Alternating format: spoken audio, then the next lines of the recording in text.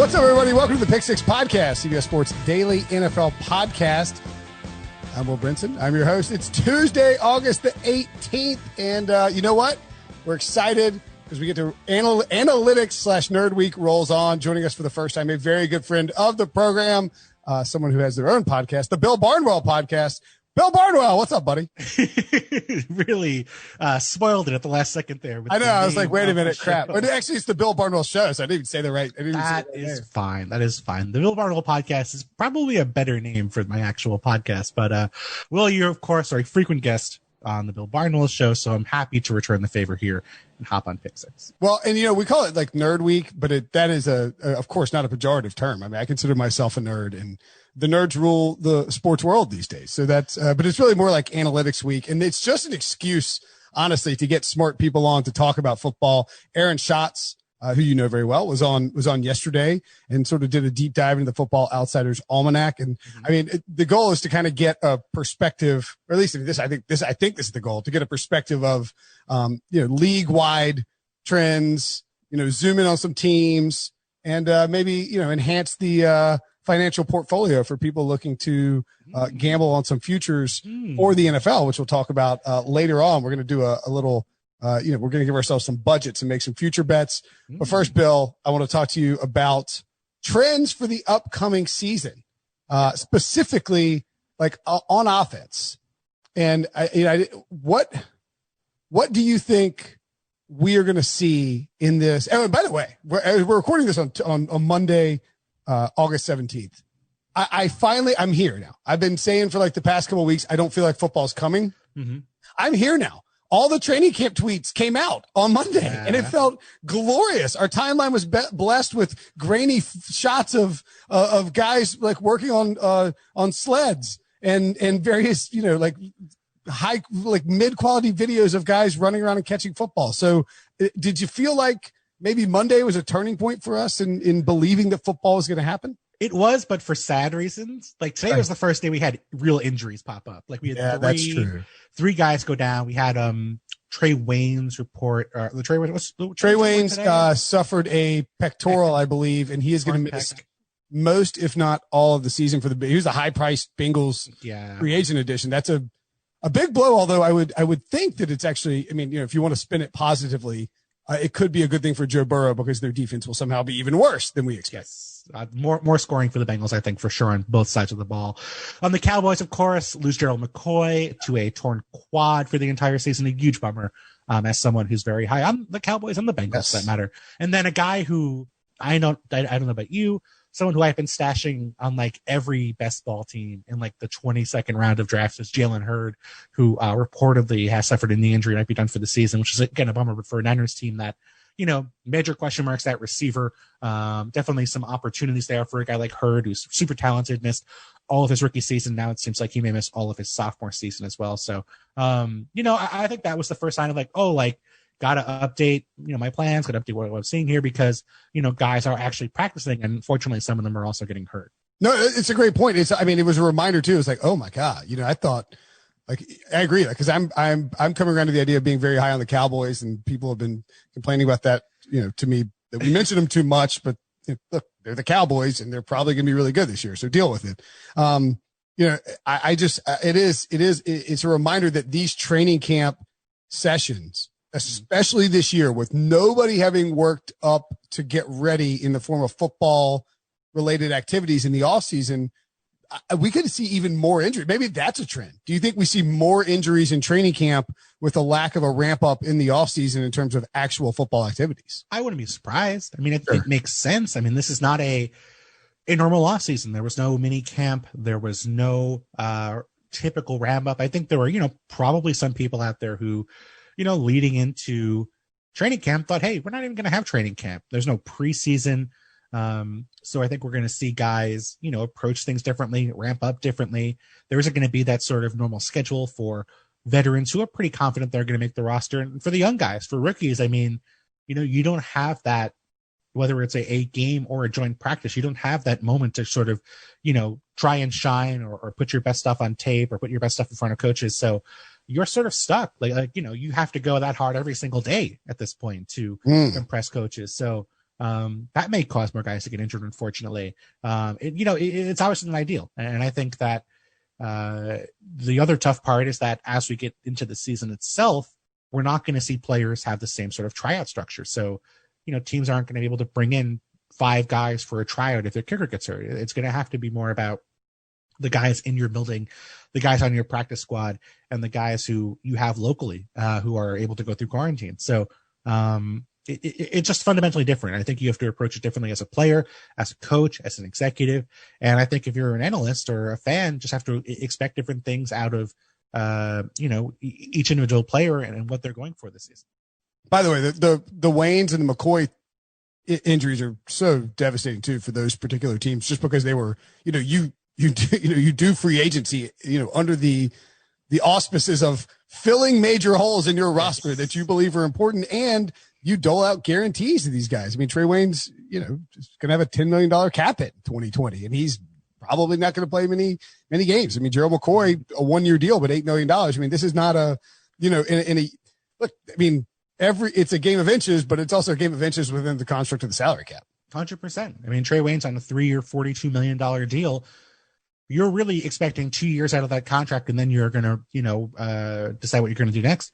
Now he has 1 year really to do that. So, I mean, it's just it's a bummer at the end of the day. You don't want to see guys get hurt. You don't want to see players who, are expecting to play this season, struggle with injuries. But I think because of the way that we've seen camps develop and the way that we've seen the offseason develop, I think it's just inevitable that we're going to see more guys get hurt and more guys, not even as much as the sort of torn ACLs, but just I think you're going to see a lot of muscle injuries. You're going to see soft tissue injuries. Yep. You're going to see a lot of guys who, just were in a different situation this offseason who, as they ramp up are going to just pull something or strain something, and a lot of week-to-week injuries are going to pop up. I agree with you completely. So I think that is a trend to watch. And, we're going to bet some futures with a hypothetical budget later. Maybe it's worth your while. And we can talk about this in a little bit, to wait and see what happens in camp before you make those future plays, unless you've got some great price, because as we're seeing, these injuries can drastically change how a team's outlooks. What from an offensive standpoint, I'm sort of kind of like embedded in this idea that we are going to see a lot of teams be more aggressive be more traditional running the football. And I don't mean like an establish the run kind of thing, but that we're going to see teams try to simplify offenses in this weird off season, maybe become power run teams, or just, teams that look like they're going to run, but then are able to pass, et cetera, et cetera. Do you think there's some merit to that construct? So you're picking Taysom Hill for MVP, aren't you? or Jalen Hurts. Or Jalen Hurts. That's right. Yeah. Well, by the way, Debo, who you met before the show, is an Eagles fan, and so if I say anything that sounds like aggressively trolly about the Eagles, it's just a natural, visceral reaction to trolling. Yes. I mean, I think that makes total sense. I think it depends on the team. I think it depends on the situation. I think for teams that have more continuity, I think it does make sense maybe to go faster, to try and take advantage of defenses that have been weakened, that aren't up to game shape, that maybe aren't playing their full complement of players because they are struggling with guys who are hurt. And sort of relying on that continuity and communication and the comfort level to go faster and to speed things up. But I do think for the newer teams, for the teams who have brought in new head coaches, new offensive coordinators, I think it makes total sense for them to go run heavy. Not that the run is easier to teach, because it's just different. I think it's lower risk, lower reward. Right. And for a team like the Browns, for example, you got to figure it makes total sense for them and for Kevin Stefanski and that coaching staff to go run heavy. Something they probably already want to do. Why not take it a step further? We're going to coach outside zone. We're going to teach that really well. We're going to have some play action concepts off that. That's going to be the basis of our offense. Now, maybe in a typical year, you'd install more stuff, maybe a few more RPOs for Baker, which one of the few things he did well in years past. But I think because this is a unique season, maybe you simplify things and you go more run heavy and you try and play a different sort of style than you would in a typical season. And I think it depends on the personnel. I mean, you go up and down the league and look at these new coaches. I mean, the Chargers are a good team where not a new coach, but a new quarterback in Tyrod Taylor makes total sense to run that offense that Tyrod ran in Buffalo under Greg Roman. Absolutely makes sense. And if you want to bring in Justin Herbert at midseason, you can, but why not start the year and see if Tyrod can do that when he succeeded with that same offense in the past? I think the tough part's going to be a team like Carolina with Joe Brady, where they have Christian McCaffrey and they have, a offensive coordinator in Joe Brady, who, of course, last year we saw what he did in LSU. He was throwing the ball. He's 30 years old, by the way. 30. I remember at Grantland, I wanted to interview Sean McVay for a piece, and I think I was the same age as him, and I was like, man, I'm so happy that I'm the same age as Sean McVay. I'd feel really old if that were the case, and now I've learned my lesson, and now I feel that, I feel that old. But yeah, I think a pass-heavy offense at LSU, a very successful offense, but a team that's invested a lot at receiver, has a ton of talent in DJ Moore, Curtis Samuel, Robbie Anderson, even Ian Thomas. McCaffrey's a great receiver. And of course signed Tony Bridgewater this offseason. I wonder if they are a team that's kind of caught between two conflicts. What do you want to run the ball more and, keep your quarterback healthy and, not put too much pressure on your defense, which is definitely going to be a work in progress? Or do you say, hey, we're going to be in shootouts every week anyway. We're playing the Falcons, the Saints, and the Bucs 6 times, and we know we need to score to beat those teams. Let's just chuck the ball up 600 times and trust Teddy to make plays with the football, because that might be a better solution for their specific team. Yeah, I think great points. And with Carolina too, they drafted 9 players on defense in the draft, only defensive players. They are going to be. They had one of the worst defenses in football last year. It would be very difficult to imagine that they have a great defense this year with all new rookies in place. And yeah, I don't know, with all the new pieces, Greg Olsen out, Ian Thomas in, as you mentioned, a new quarterback, a new offensive coordinator, a new head coach. I think it's a tough spot for him. And maybe the offense is good, but that might just be a byproduct of the defense being bad. I think the Browns are a great example of let's hunker down and try and be simple. I feel bad for Cleveland because, how many times can they get hope in an off season and have it dashed? And then this year they're like the post type sleeper, but with all the, the lack of continuity with them, it's hard to imagine them coming out of the gates really clean and everybody on the same page. Maybe Stefanski is that good and it doesn't matter, but I think it's tough to foresee. The Patriots sort of did what like Cleveland did too, in terms of, you can see what they're trying to build. Like Cleveland has the 2 good running backs in Chubb and Hunt. They go out and, pay for Conklin. They pay for Austin Hooper. It's clear that they want to sort of get back to the roots, run play action like Stefanski did in Minnesota. The Patriots use the franchise tag on Joe Thuney. That's a guard. That's a lot of money for a guard. As good as he is, and as great at the school as he came from. Yeah. And a team that already had Shaq Mason making $10 million a year.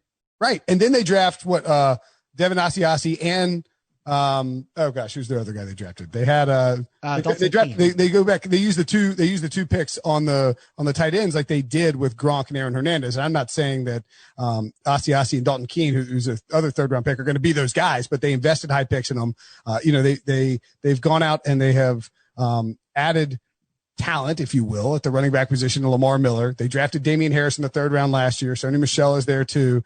And then they get Cam Newton. I sort of wonder if this might be all right, let's go Cam, and they're going to just be a power run team with Cam and just try and shorten games and play great defense. Does that seem viable? Yeah, I think 2 things come to mind there. Number one, I look at the personnel they've added. They also added, or they actually added the fullback, and then the fullback opted out, if I'm not mistaken. Yes. But I think it makes sense for them to do that. I think that number one, they don't have to worry about Cam's future. Cam signed to a 1-year contract for them. So if you want to run Cam 150 times, you don't have to worry about the future. You can just run him into the line and see what happens. And I think number 2, I really think what Cam gives them more than anything else, and I've talked about this a little bit on my show, is he's a replacement for Tom Brady. He's also a replacement for Gronk, because you think about this offense, think about what they did well in years past. They really sort of built themselves upon the ability to take advantage of what you put out there in defense. So they would come out with, they'd come out with 4 wide or 11 personnel. They would really spread you out and then run the ball effectively. And they would come out with 2 tight ends and a fullback and throw the ball effectively. We saw that in the Super Bowl where they only moved the ball in the Rams 3 straight times. They ran the same play out of 22 personnel. And they were able to do that because they had Gronk. Because Gronk, when you split him out, is a wide receiver. And Gronk, when you have him in line, is an offensive lineman. And there's not anyone else, maybe in the history of football, who is that good at both those jobs as Rob Gronkowski. So now Gronk's gone. That's obviously a bummer. But by bringing in Cam Newton, what you have is a guy who, when you spread the ball out, when you have 3-4 wideouts in the game, he can throw the football effectively. And then when you have 3 or 4 wideouts in the field, he can be an effective power runner between the tackles because we know he's a mismatch for most linebackers and most safeties. So you can't, if you're going to spread the defense out, Cam's going to run the ball. And then when you have 2 tight ends, like the guys you mentioned, they bring in a fullback, bring in 2 running backs, come out with 1 wide receiver, and they go play action. Cam's a great play action passer. He had success with it in Carolina. And he's a guy who can make you pay for taking shots downfield. So I think, I think Cam sort of gives them that versatility and that sort of, I guess versatility is probably the right word for it. He gives them that sort of uncertainty that they had with Gronk and didn't have last year. And notice the offense kind of stunk last year without Gronk in the line. Yeah. Well, like Bill Belichick's thing, and everybody knows this, is to diversify his game plans on a week-to-week basis. Well, Cam Newton, as you point out, allows him to diversify his game plan on a play-by-play basis. 100%. So if you could be I sound like a head coach who just got hired at like Tulsa, but you can be multiple on a week-to-week basis, Bill. If you can be multiple on a week-to-week, with your plays, why not? And I don't know that they have the weapons. Look, maybe N'Keal Harry takes a huge step forward. Poor Julian Edelman's still there without all his BFFs. They don't have a whole lot in the passing game without these tight ends or N'Keal Harry making a leap forward and the running backs being great. But there's enough there. Cam Newton won the MVP and went to the Super Bowl with Ted Ginn as his number 1 wideout. So I think if he's healthy, all these things are viable. With regard to the Gronk Cam thing, who is the greatest red zone weapon of all time? Would you take Cam or would you take Gronk? I think Gronk, because the Patriots, like you look at the numbers. I guess this is analytics week, so I should be looking at the numbers. Gronk. We assume you've looked at the numbers, Bill. Yes, you're going to get that. You're going to get that freebie there. There we go. I'll take it. Gronk is a pretty big outlier in terms of touchdown rate. There's Mike Clay works for us at ESPN, has done great work on touchdown regression, and it's almost like clockwork. Guys who have particularly low or particularly high touchdown rates from year to year, the next year they almost always regress towards the mean. That is just the reality of the league. It's tough to score touchdowns at a particularly high rate year after year after year, unless you're Rob Gronkowski. And he has been otherworldly when it's come to scoring in the red zone. Now, maybe if Ron Rivera during Cam's entire career had been very aggressive on 4th down, very aggressive in the red zone with using Cam as a short yardage weapon, maybe it would be different. Maybe Cam would have some crazy rushing touchdown totals. But I think Gronk is such a unique force. And granted, the guy we saw in 2019 or 2018 was not that guy. He was really just a shell of his former self. But for a 7-8 year stretch, Gronk was the most terrifying weapon in the game at different stretches. And other great receivers. Julio Jones is great in his own way, but Gronk was just an absolute force of nature. Okay. I would take Cam, but I have no problem with the selection of Gronk. I think they're probably the two greatest offensive red zone weapons of all time. Cam just can use his legs and hold the football, and Gronk, can't technically do that because he plays tight end. So one of the things that we've seen, I think we'll see the Patriots probably in a lot of 12 personnel next year because of those tight ends and the addition, if they can get up to speed and can block very well for them. One of the teams that an analytically inclined team, the Philadelphia Eagles, used 12 personnel a lot last year, and they have Dallas Goedert and they have Zach Ertz, and that's why, because they had Greg Ward Jr., the former quarterback from Houston, at wide receiver last year. They went out and drafted a bunch of speed. Can you see a situation where they are even more aggressive about their 12 personnel usage in 2020, with the idea being we're going to run the ball with Miles Sanders and then let Carson take shots at these vertical guys, Deshaun Jackson, Jalen Reagor, John Hightower, JJ Arcega-Whiteside, not so much a speed burner. Quez Watkins can fit in the case there. There's depth there at wide receiver if everything pans out, but it's a lot of young guys and a lot of injury history. How do you see their offense looking? I don't see it changing that much. And I think it's even more so now after we've seen Marquise Goodwin drop out. We've seen some uncertainty about Alshon Jeffrey's readiness for the season. I don't think they're quite as impressive as wideout as some of the names I indicated. Deshaun Jackson's hurt, or he doesn't make the team, or he, talks his way off the team or whatever. They're suddenly very thin at wide receiver. I think Arcega-Whiteside might have a bigger role if Jeffrey does get hurt, and he was bad last year. He might be good. I think he's someone who it's way too early to give up on, but he might not be an NFL caliber wide receiver. He wasn't a year ago. So I think the other big thing is that the Eagles are smart, and the Eagles have seen their postseason performance the last 3 years suffer because Carson Wentz has played a total of one quarter. And you can say what you want about last year's hit from Jadeveon Clowney. I know some people think it was dirty. I'm not going to argue with them.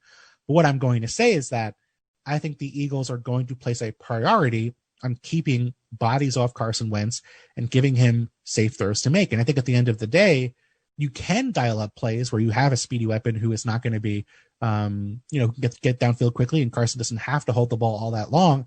But I think the Eagles don't want to put Carson Wentz in a ton of situations where he's taking a 7-step drop off a play action and waiting to sort of get the ball out at the last possible second, even if it means taking a hit. His injuries have been scramble, so I know that he, you might not be able to coach that out of his game. That might not be related to the 7-step drop, but why not avoid getting hits on that guy if you can? So I think they're going to be quicker getting the ball out than maybe it might seem with those speed additions. And I think when you do that, getting those two tight ends, those two big bodies out there does make sense. And they were much more efficient last year out of that 12 personnel than out of 11 personnel by, according to the NFL's Next Gen Stats, 52% success rate with two tight ends in the field, 47% with the three wideouts. That's actually even better, 55% on a much smaller sample, only 42 plays when they had 6 offensive linemen on the field with two tight ends when they were just in a jumbo package. So, I think it makes total sense for them to rely on Ertz and Goddard to not only give Wentz the possibility of staying healthy, but also Deshaun Jackson. I think getting him fewer reps and having him stay healthier by sort of alternating him with Rager makes total sense. So I'm someone who's high on Rager. I think he can be an impact player as a rookie, but I do think at the end of the day, 12 personnel, more Miles Sanders, quicker throws for Wentz, some Jalen Hurts packages here and there, I think makes total sense. Reminds me a little bit of the 2018 Panthers. Yep, exactly. Where they bring in North Turner and Cam, you increase his percentage, his completion percentage, you increase his efficiency. I mean, like before with Mike Shula, he's just standing back there, patting the ball, drop, and boom, taking shots. It's a great call. You're only going to, no matter, I mean, you won the Super Bowl with Nick Foles. You're still only going to go as far as you can, as far as Carson Wentz is willing to take you in 2020. So the Texans, similarly, is Bill O'Brien building out an offense that involves Deshaun Watson holding the football for record-breaking, like an average record-breaking time, and then just chunking it deep to these speedy wideouts, Will Fuller, Kenny Stills, Brandon Cooks. I mean, just absolute burners. And then, when he's not doing that, he's handing off to David Johnson. What do you think Bill O'Brien is cooking up in Houston? Hey, Will, what do you think Bill O'Brien's cooking up in Houston? Because I'm not sure I have the answer here. Well, Ryan Wilson, in an attempt to insult both myself and Bill O'Brien, refers to Bill O'Brien as Billy O'Brinson on this podcast. That's just uncalled for. Okay, it really is. And we actually have Houston fans who listen to the show who are have refer to him as Billy O'Brinson when they talk to their friends. So that's not great for anybody's brand, really. I don't know. I don't know what he's doing, because if you want to go all in on trading DeAndre Hopkins because you don't think it's going to work out over the long haul, I mean, you're the GM, you're the coach. Okay. I mean, I guess you can I feel like there has to be some sort of alternate reality where this move justifies itself. I just don't know that trading for a running back who's past his prime with a big contract, who's been maybe not past his prime, but who's been injury prone with a big contract. Sure. And then you're just going to feed David Johnson? Like, what happens if that doesn't work out? What happens if giving David Johnson the ball 30 times a game and then none of it makes any sense, Bill. So I almost think it's like so obvious that it's not working that I'm trying to convince myself that it might work, but I don't know how. Here's the thing. They have Deshaun Watson. Sure. And there's a chance that Deshaun Watson just makes it work out of sheer will. So he does it a lot. And talent. He's very good at football, and he can cover for a lot of your mistakes. And I mean, we can criticize the moves, and I think it's fair to do so, but you wouldn't say this is a untalented roster. There's some talent here. I mean, Brandon Cooks, when he's healthy, is a very good NFL wide receiver. Will Fuller is awesome when he's healthy. He's healthy for about 6 or 7 games a year. David Johnson was a guy who, of course, to me was a better player than Zeke Elliott in 2016. Yeah. And I mean, the last couple of years have been rough. I'm not going to lie, but he wasn't quite as bad as maybe the Kenyon Drake bump saw in the first half of the season. He was not great, but I think he was a competent NFL running back and someone who, at the very least, we can all say is a effective receiver. So if they split him out, he can be an effective receiver. Maybe they're going to go empty. Maybe they're going to throw the ball a bunch, get the ball out quick. Dare teams to stop the offense that way.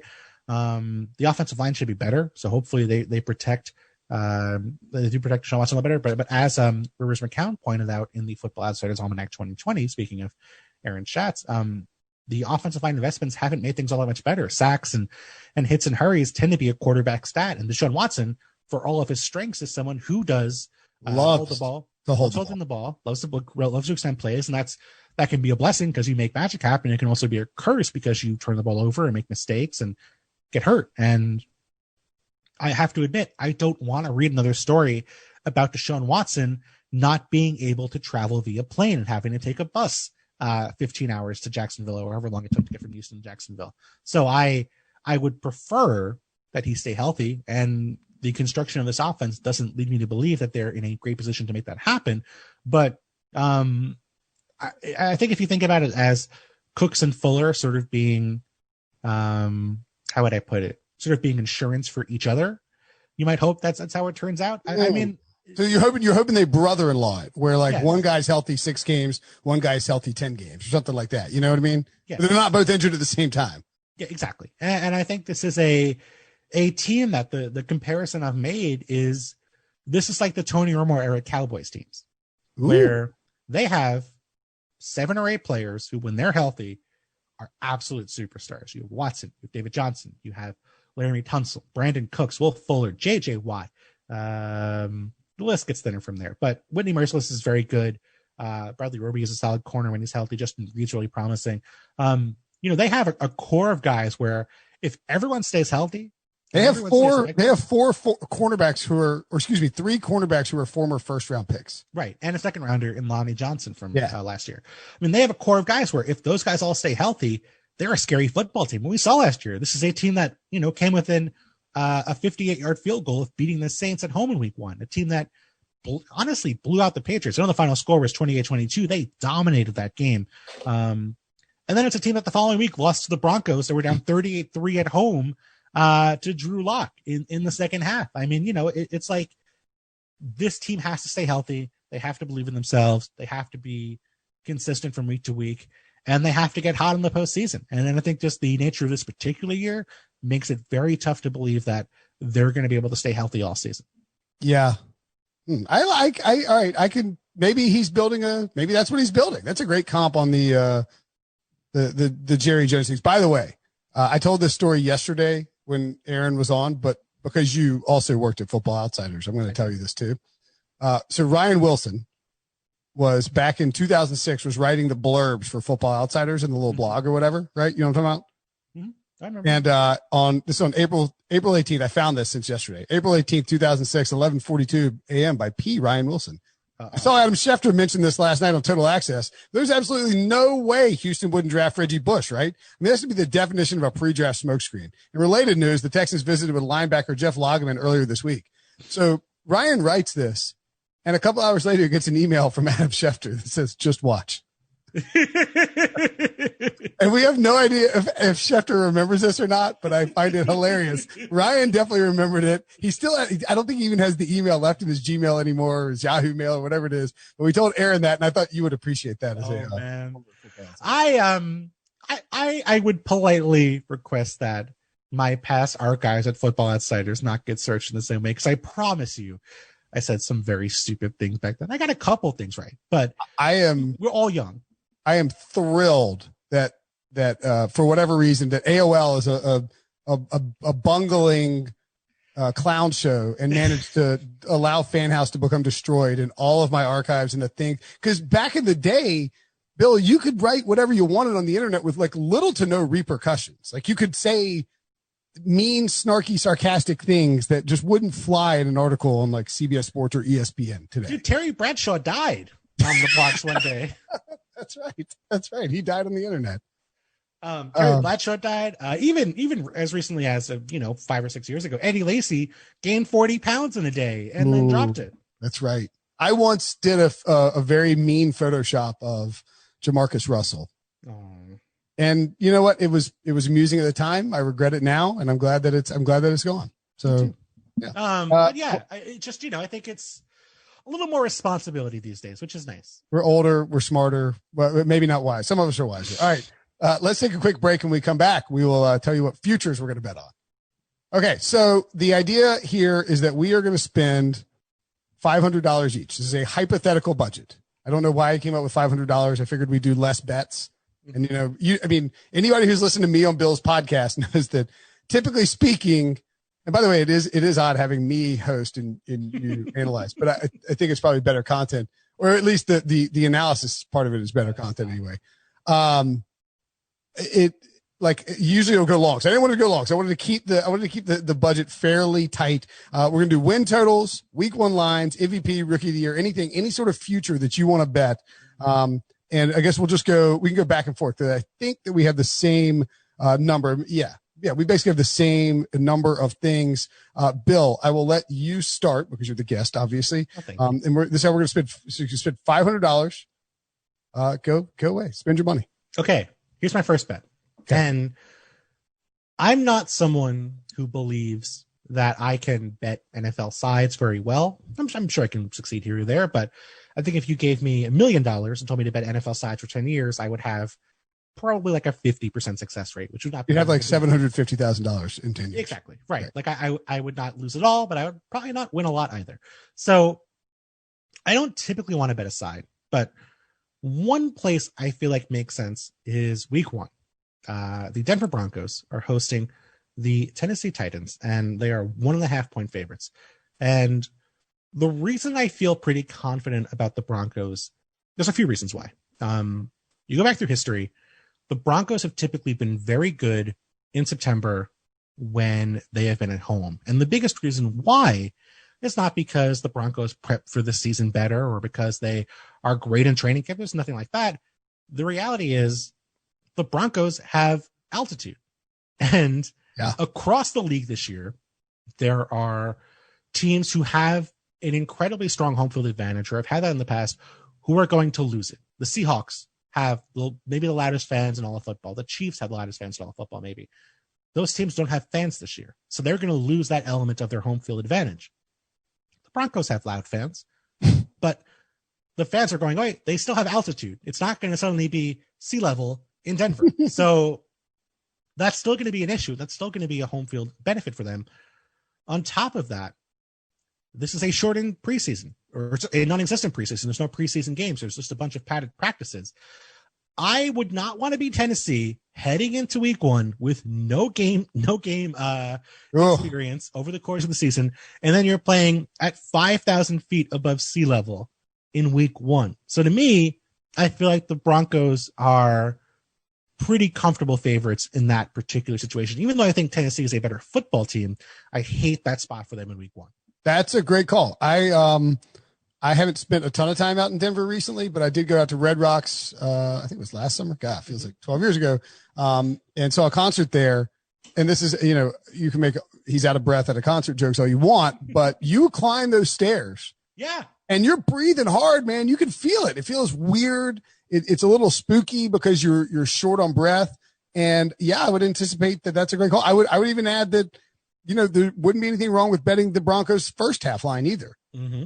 And then maybe look and see what happens in that first half and then come back in the second half. What do you think about Denver's chances as a team this year? Because I feel they probably fall in the getting a little too trendy for me category. Mm-hmm. I agree. I think in the big picture, it's going to be tough. They play the, I believe according to ESPN's Football Power Index, the toughest schedule in football. And I think with Drew Lock, I'm not going to lie, I was pleasantly surprised by what I saw from him in his first 5 games. I went back and watched all those games over the offseason. He was pretty good. Like I was not expecting a lot out of Drew Lock. He was more impressive than I thought. Yeah. I still think he has some work to do. They lost Juwan James to an opt-out, which hurts. Their offensive line is going to be a problem at tackle. The defense, I think, should be pretty good. I think Big Fangio obviously has a great history. I think, a 7-9, 8-8 team to me. Could that make the playoffs? Yeah, it's not out of the question, I guess. But to me, I think maybe just a step short of sort of postseason contention this year. Yeah, the people who are getting cranked up and talking about the Broncos and seeing the Chiefs, settle down, people. I would be intrigued to find out what happens to Patrick Mahomes in that scenario. I'm not hopeful because I think it involves him losing at least one of his limbs, which would be very sad. But are you getting injured, losing a limb, or like let me ask you actually. Well, let me ask you this question. Okay. If you're the Chiefs, let's say you've already lost Dr. Duvernay Tardif to an opt-out. And Dr. Damian Williams. And Dr. Damian Williams, honorary doctorate for Mr. Williams. But let's say you lose Mitchell Schwartz. Let's say Mitchell Schwartz gets hurt. And obviously, we don't want Mitchell Schwartz hurt. Let's say it happens. Let's say you lose Eric Fisher. Let's say your offensive line is suddenly porous and you start off 2-2. And you're running out Patrick Mahomes, who has a 13-year contract for $500 million that has everything guaranteeing a year in advance, and your offensive line is a bunch of backups. Do you at least consider shutting him down and saying, hey, this just isn't our year, we need to worry about the future? Or do you think they just have to go forward because they're huge favorites if Patrick Mahomes stays healthy? I think you have to go forward with it. And the only reason I say that is because I believe that Andy Reid can scheme up enough stuff. Like I think he would just like incorporate a bunch of play action bootlegs. Mm-hmm.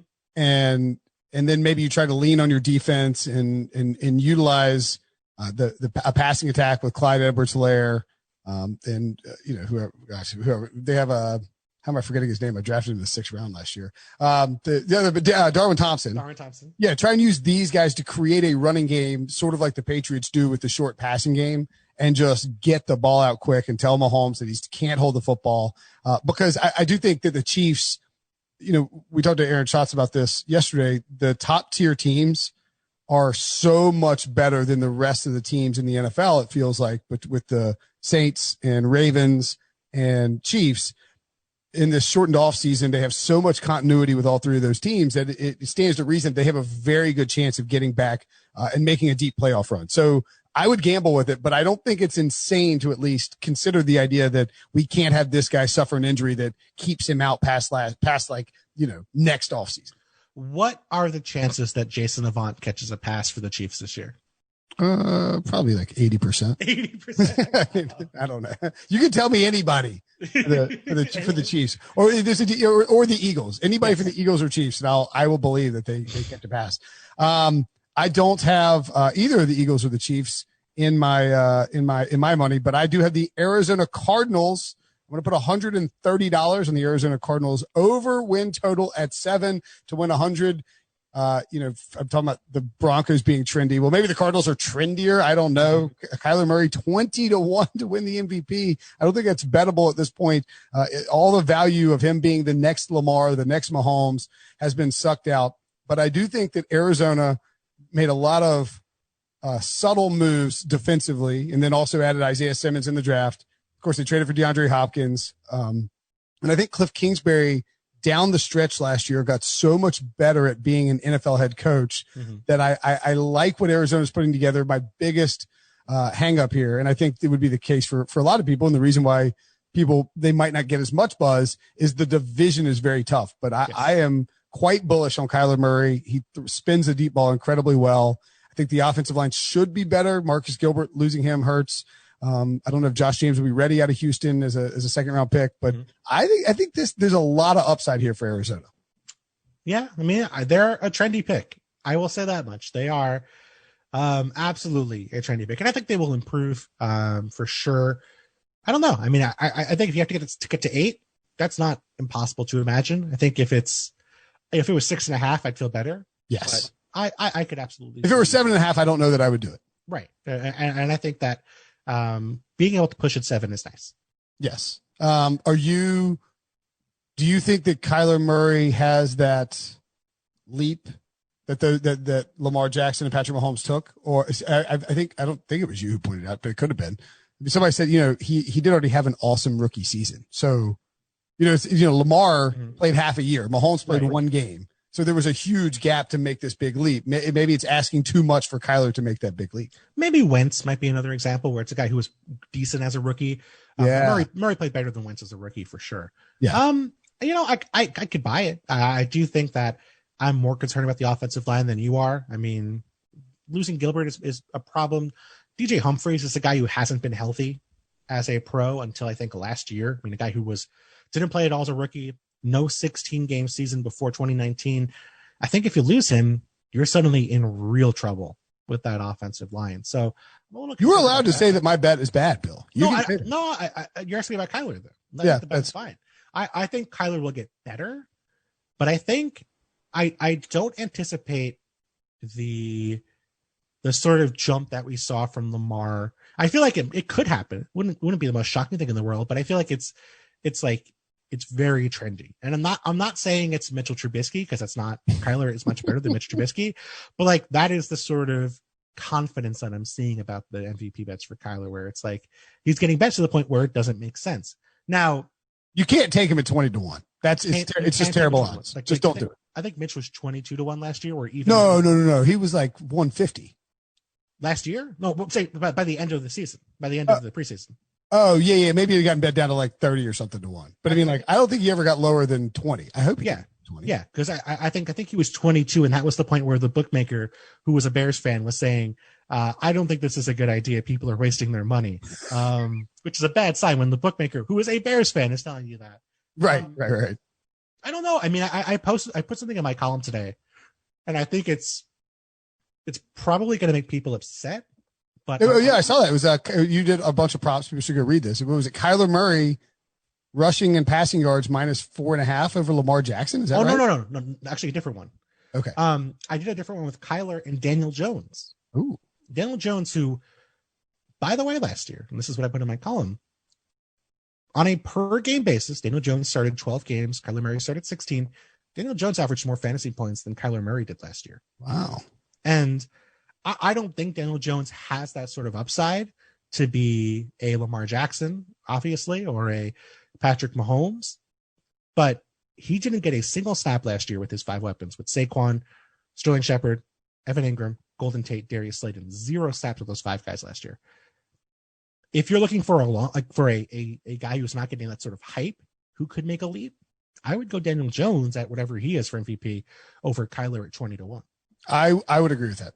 And in fact, I have an MVP bet coming up that is not Kyler Murray. But first, really? I'll let you make your next selection. Okay, so you picked Cardinals over 7. I'll go with I think a trendy team in a different way. At least me and Mina Kimes might be the only people on this bandwagon. But... No, you're not. Okay, I like the Lions over 6.5, and I almost had them. I almost had a bet on them winning the division. I think they were at 850 maybe on the lines we were looking at. I think if it was higher, I would have put $25 or $50 on them winning the division. I think wrote about it in my column for ESPN, writing about the most likely teams to improve.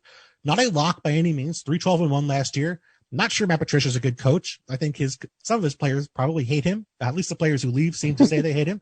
But I think a guy who, they were better last year than the numbers indicated. They were 6-10 by their Pythagorean expectation. They, of course, did not have Matthew Stafford for half the season. They were 0-8 without Stafford.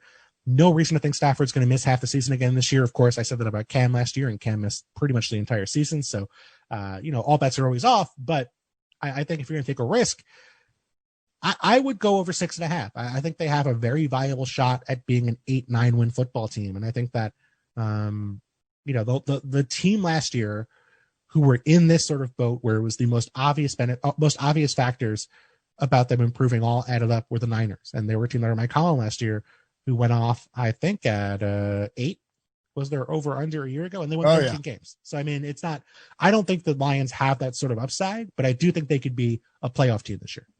Yeah. So actually in the Football Outsiders Almanac, the Lions have the most, they average the most wins of all NFC North teams, and even 8. They are, in theory, Football Outsiders projected division winner in the NFC North. And I actually agree with you because the MVP pick that I referenced was Matthew Stafford. Oh, there we go. Yeah. I am going to put $25. I'm not brazen enough to put, $100 on Matthew Stafford. It would be crazy to put $100 on an MVP pick. Right. Yeah, because you're like literally Pete Prisco has an MVP vote.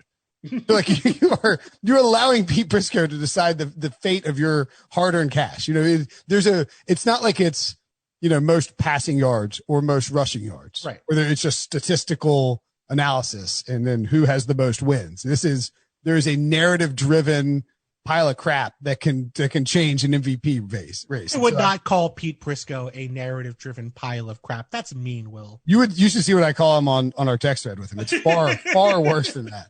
But I'm going to put $25 on Matthew Stafford at 66-1. I really think that's a bad number. I agree. 100%. So if let's say the Lions win 10 games, which is not out of control. I mean, as you point out, they're over under 6.5 minus 145. I mean, Vegas believes that the Lions will win 7 games.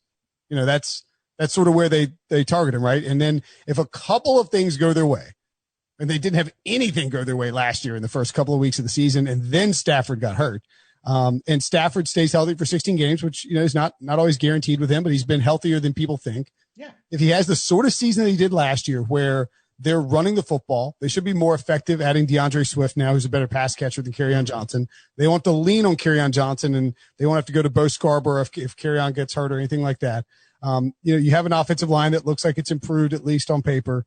And then Kenny Galladay and Marvin Jones, like Darrell Bevell gets killed for the Super Bowl. And I get it. I mean, it's one of the all-time disastrous plays and one of the most famous plays in NFL history. But before that, the guy had done a pretty good job coordinating a run-heavy, deep shot passing attack that is just absolutely caters to Matthew Stafford's skill set. And if he can have a 4,000-plus yard passing season, 30 passing touchdowns, which is just not out of the question at all for him in this offense, and the Lions win 10 games and win the division, that narrative that we're talking about is going to be pushed hard for him. So at 66-1, I would much, much, much rather bet on him than a guy like Kyler Murray at 20-1. Yeah. I mean, I don't think people realize how good Matthew Stafford was. Awesome. The first half of last year. I mean, you prorate his numbers to a full season. He was completing 64.5% of his passes, passer rating of 106, 4,998 yards, 38 touchdowns, 10 picks. I mean, he was a guy who was, would have been an outside MVP candidate last year. If they win 9 games and he has those numbers, he's probably not beating Lamar, but I bet he's in second place. Right. I think he's right there with Russ for second place. I mean, he was fifth. If you take everyone's first 8 games last year, he was fifth in fantasy points after 8 games. He was playing as well as anybody in football who was not Lamar Jackson. And go ahead. Right. And so I think, like you said, you typically, when you look at what voters have done in the past, they want to see a guy who improves, a guy who posts better numbers than he had the previous year, and a guy who wins the division or wins the, or leads his team to something unexpected. And that happened last year with Lamar, happened with Wentz a few years ago, where he would have won, I think, if he had stayed healthy. I absolutely think Matthew Stafford is a very live bet at anything. If it was 30-1, I would sit here and say, like a lot of things have to go right. 66-1, 50-1 or more, I think is an absolutely a play for Matthew Stafford. 100%. And the other thing too, now this is sort of, I guess, the economics of this futures market, but normally I would be a little worried that come award season, if they're like Mahomes has a great year and Stafford has a great year, that voters would be willing to just give Stafford the comeback player of the year award or like offensive player of the year award. But you have so many dudes coming back from injuries or just coming back from comebacks between AJ Green and Rob Gronkowski, Myles Garrett returning from suspension, Trent Williams, my comeback player of the year pick, like all these, like Alex Smith. Yeah, exactly. Alex Smith is now 4.5-1 to win it. Cam Newton. Right. I mean, like one of those guys is going to have a great season and win comeback player of the year award. And so Matthew Stafford, in theory, should be more involved in the other voting. That's sort of a weird galaxy brain. It's true though. I mean, yeah, like that's just how humans are going to vote. That's how this process works, for better or worse. Right. Darrell Bevell, I mentioned, used to be with the Seahawks. Yes. Do you like to put any money on the Seahawks? I do want to put money on the Seahawks as well. I am not optimistic about the Seahawks this year. I'm under 9.5 with them. Wow. I like getting the 9 there, minus 130. So a little bit of juice there, but I do like having that 9 win being a victory on my side.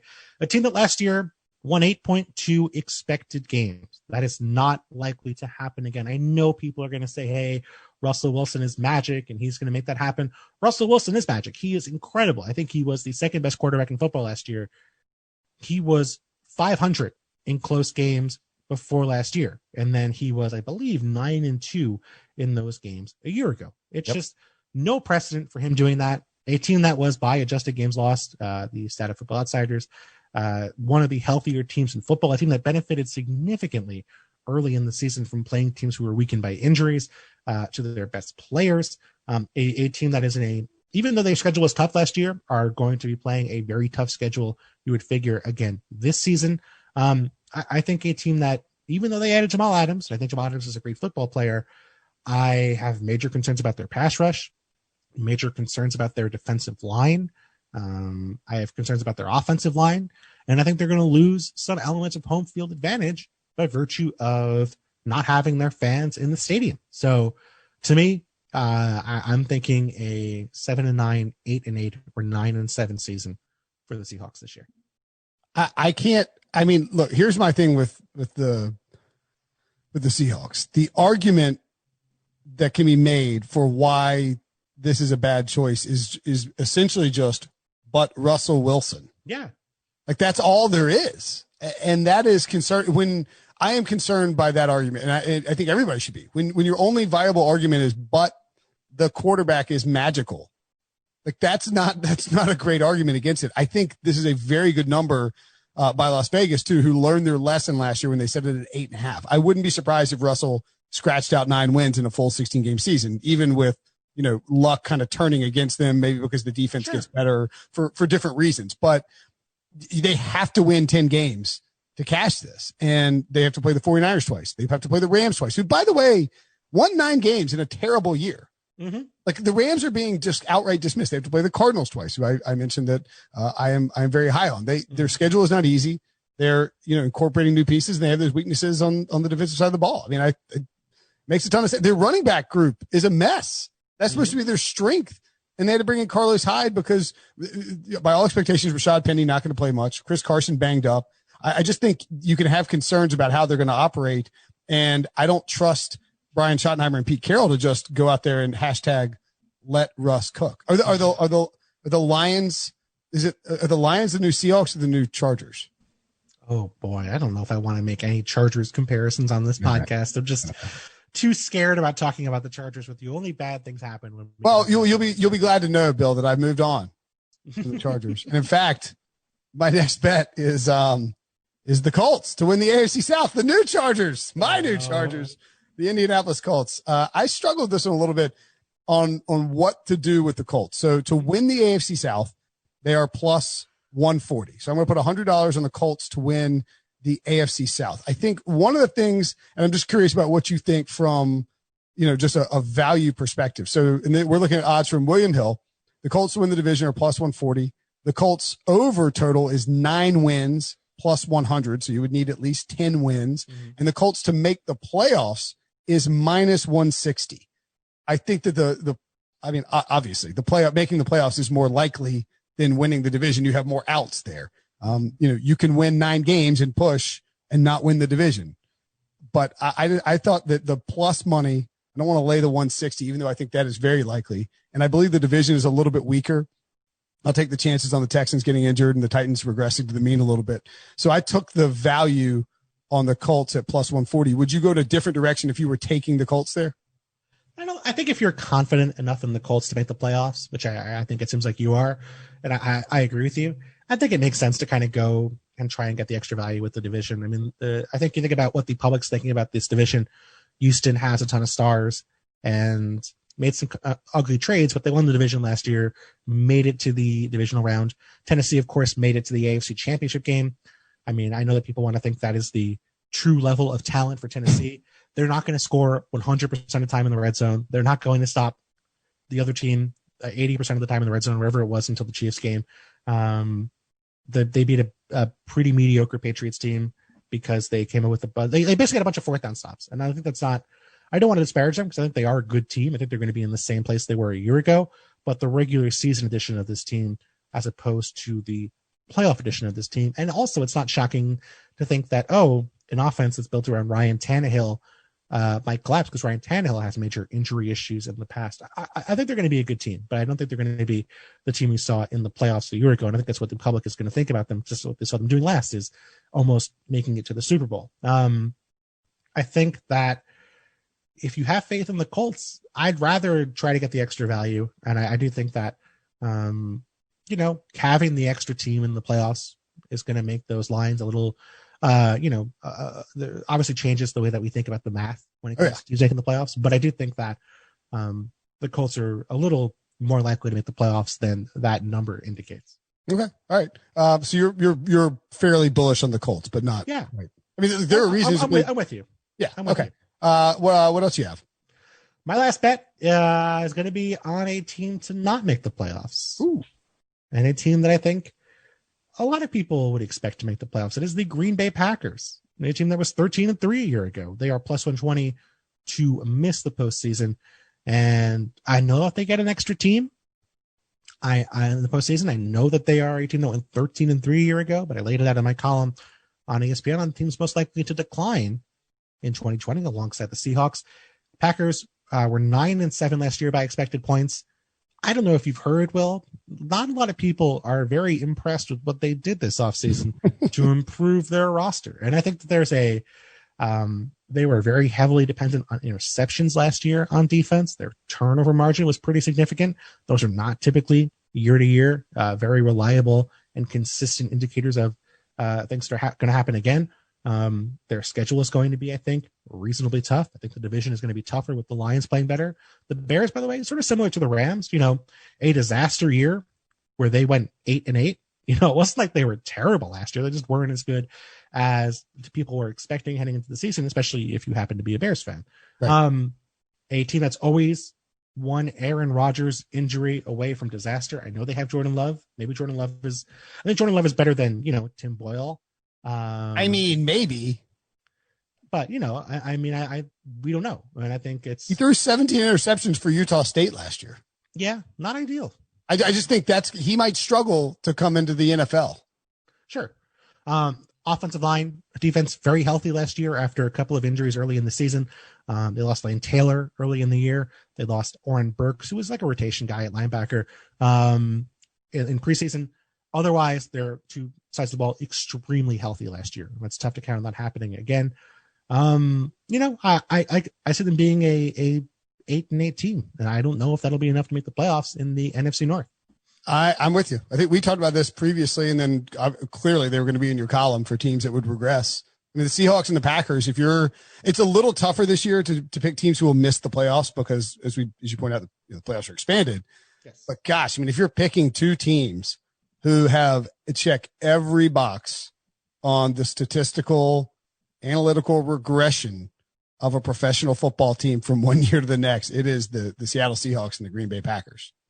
This is analytics week, Will. So I got to back up the numbers in doing that. No, look, I think Jared Dubin wrote a story for CBSSports.com, and he's an analytical fellow himself, and he had both teams as likely to fall out. I just think, if there's also the non-analytical thing here for the Packers, where let's say they struggle out of the gate and they're 1-4. Mm-hmm. Does Aaron Rodgers throw a hissy fit and just walk out? Or they're like, he's not gonna be on the team next year. We got to try out Jordan Love. There's some, if they struggle early, you could see some infighting build up that might take its toll on the roster and on the players there. So I agree with you. And they're at Vikings. And your plus money? Yeah, plus money helps. At the Saints, hosting the Falcons, and then a week 5 bye. And then at Tampa, week 6. Aaron Rodgers bench for Jordan Love, week 5 bye. What are the odds on that? It's going to be 501. I think you got to contact Mr. Hill to get a custom quote for that one. Billy, how you doing, buddy? Okay, I will. I have 3 more. Oh, wow. Yeah, we'll get through quickly. I'm bad about this. I can't not sprinkle I can't not sprinkle on You're smart. No, not really.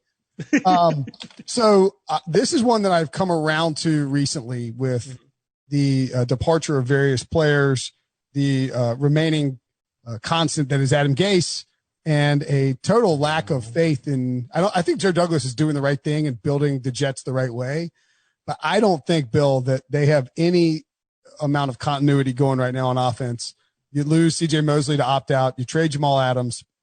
I think they're setting up this franchise to be pretty good, or potentially be good in 2 to 3 to 4 years, depending on how things go with Sam Darnold and whether he can take a leap forward. But man, I don't know. And I love Sam Darnold, but I don't think that the Jets are giving him the proper weapons around him that they need to in order for him to have maximum success. I will put $130 on the Jets under 6.5 wins. I just look at this roster. I mean, the longest tenured guys on the skill position guys were like Jamison Crowder and Le'Veon Bell. I mean, how does this team win 7 games? I'm just stressed to think about what injury Sam Darnold is going to suffer this year. I know. Mono. He got mono. And that was not that was maybe not even the least of his troubles last year. Yeah. I hope I'm wrong. I just don't see a path. And I think with the Patriots, if they can get a healthy Cam, I think the Dolphins are a little overhyped and probably won't be as good as people are maybe expecting them to be. I almost put a couple dollars on them to have the worst record in football, like 12-1. It shouldn't be that high. Yeah, I would have thought you on that. But I just don't think the Jets are there. So I'm fading the Jets. I also put $25 on Myles Garrett to win Defensive Player of the Year. It's 20-1. Love it. Which is not great, but statistically he profiled as a guy who could win that award last year were it not for the helmet incident. And if the Browns do take a step forward and become a playoff contender, I think there'll be a narrative there as well. So I like Myles Garrett. Do you have any qualms about Garrett at 20-1? Mina Kimes and I both picked Myles Garrett to win Defensive Player of the Year, so we're on board. All right, I love it. Yeah, I think I'm surprised he's not in the 10 to 15-1 range. He should be. Yes, he should be. And finally, and I only shoehorn this bet in there because I want to know what your thoughts are on the odds for it. $85. It's a complete shoehorn. $85 on the Cowboys to make the playoffs, minus 220. Now, you can bet on the Cowboys instead to win the division. I believe that they are, to make the playoffs, they're minus 220. Their over-under win total is 9.5, minus 145. And to win the division, they're minus 120. So this is basically me using $85 to put on the Cowboys as a way of asking you which direction would you go with Dallas. And is there anything in terms of that cash that I don't like laying 220. It's stupid. Yeah. But the odds of making the playoffs are much more likely to me than the division. And it's shown in the odds themselves. I don't know if I want to take a 9.5 win total. That is a lot. I'm very high on the Cowboys this year. I have to admit, my projection for them is 10, 11 wins. So I would be comfortable over 9.5. Okay. I would rather take them to win the division. I feel like if you're that confident in them that you're willing to lay 220, I feel like they have at least a viable shot to win the division. Sure. I'd rather just lay the 120 and then maybe, get to week 16, week 17 if it's close. I feel like you'll be in rough shape, but you can deal with it. I just feel like that's a 69%. Do you think they're 69% to make the playoffs with that 220 line? Like, that's pretty high. Are you not that confident in them that they have a very reasonable shot at winning the division? I mean, I think they're the better team than the Eagles. I think top to bottom, they are much better than not much better. They're at least better than the Eagles. And I think, so would you bet the over 9.5 minus 145 or go with because you could obviously, the difference is there for people listening is that you can get 10 wins, lose the division on a tiebreaker where the Eagles win 11 games, still cash your over. Whereas, you could also win 9 games and still win the division, which has been fairly likely in the NFC East in recent years. I think I'd rather just take the division bet. I think the 145 is too much. If it was 9.5 with, 115 or 110, I think I'd go the 9.5, but I think the division bet's the best of the three. Okay. And the other thing too, I would say to people who are thinking about futures right now, and we'll have gambling week in a couple of weeks, all this stuff blends together basically, but that be careful of taking overs right now. Sure. You know what I mean? You know what I mean? Like, if you're gonna bet on over in the future, be careful about taking it at the onset of training camp, because we just don't know what's going to happen with certain teams. You know what I mean? Like, if injuries happen, et cetera, you're better off taking your unders early and not having those lines close on you than taking the over and then having a horrible injury to a key player happen. Does that make sense? Yeah, I think so. But if you're loving over, take it. I mean, don't get me wrong. Yeah, but that's the thing. It's like, I think if you are some marginal thing, I'd rather wait. But if you feel really confident, you might be better off taking the line now and hoping that you get a better price than what's locked in before the season starts. Right, because like if you love the Lions over 6.5, right, there's a pretty good chance that Lions over just a 7. Right, and that's what I'd be concerned about, is that I'm very comfortable at 6.5. If it's 7, even if it's 7 and even money, I'd rather be able to win with 7 than push with 7. Absolutely. All right, Bill, tell us where people can find your stuff. No, I'm just kidding. You can watch, you can't watch, but you can listen to the Bill Barnwell Show on ESPN podcast. Follow him at Bill Barnwell on Twitter, and make sure to read all of his articles on ESPN.com. A prolific writer, good friend of the show. Thank you for taking the time, Bill. It's always fun to talk to you. Mr. Brinson, it's my pleasure.